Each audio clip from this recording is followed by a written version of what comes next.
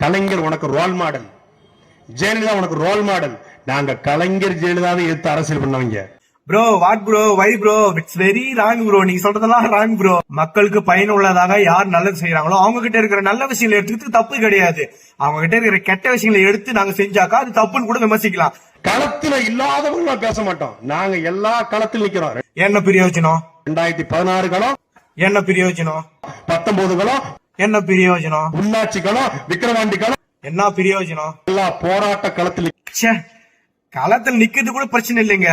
ஒருத்தருக்கு அவங்களோட ரிசல்ட் முன்னாடியே தெரியும். அது தெரிஞ்சும் களத்துல போயிட்டு முன்னாடியே நிக்கிறாங்க பாருங்க.